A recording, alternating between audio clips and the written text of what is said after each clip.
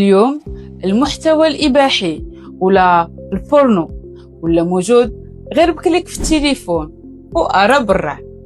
الحقيقة اللي خصنا نعترفوا بها هي أن كاين عدد كبير تبارك الله شحال كتر اللي كيتفرجوا بسرية وبالتخبية، رجال وحتى العيالات، وماشي غير سيليباتير حتى دوك المجوجين. للأسف هادشي خلق واحد الواقع جديد، بزاف ديال الناس ولاو كيتعلموا الجنس من الشاشه اكثر ما كيتعلموها من الواقع. دابا خليونا نهضروا بالوعي بلا تخويف وبلا نفاق. شنو هي الاباحيه اصلا؟ هي محتوى جنسي مصور مصنوع باش يخلق اقصى قدر ممكن من الاثاره والانتباه، بحال اي فيلم سينمائي فيه ممثلين، اخراج، مونتاج وزوايا تصوير مختاره بعنايه.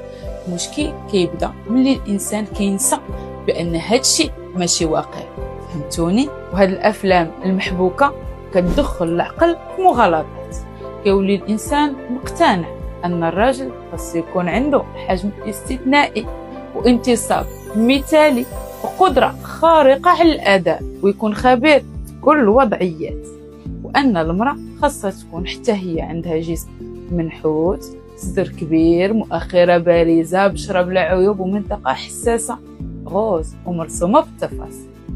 وهنا كيبدا الصراع مع الواقع.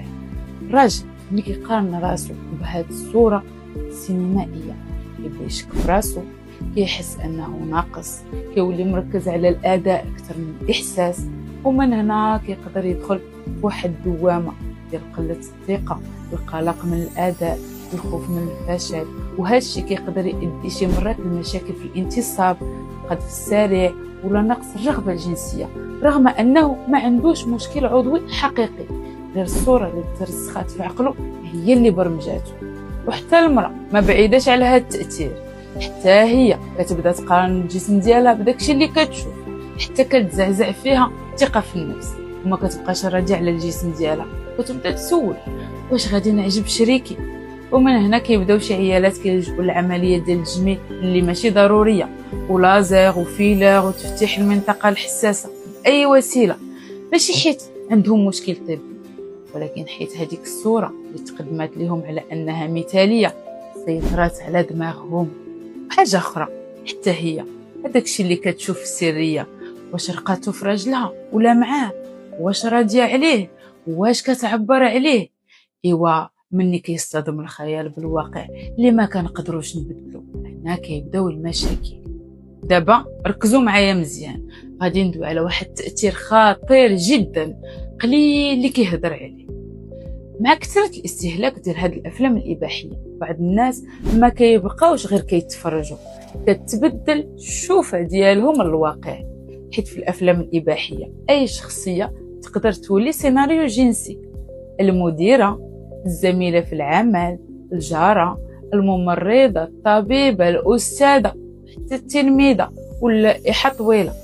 ومع كثرة هاد المشاهدات والإدمان على هاد الأفلام الإباحية كيولي الدماغ كيربط بزاف ديال العلاقات الإنسانية اللي هما عاديين وحقيقيين وكاع قدام بالإثارة الجنسية المحتملة، ماشي بالضرورة حيت هاد الشخص باغي يدير شي حاجة في الواقع، ولكن حيت النظرة ديالو للناس بدات كتلون السيناريوهات اللي كيستهلكها لمدة طويلة.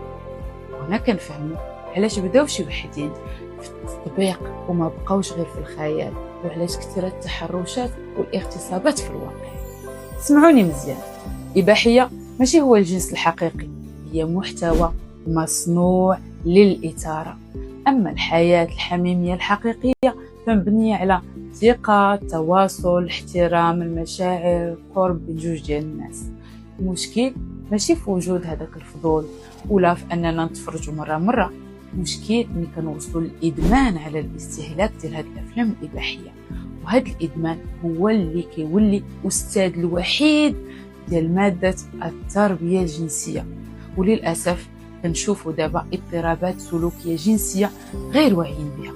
ايوا بركه من الطابو، حيت اخطر كذبه ماشي في الاباحيه نفسها، اخطر كذبه هي ملي كنخليوها تشرح لينا الواقع ديالنا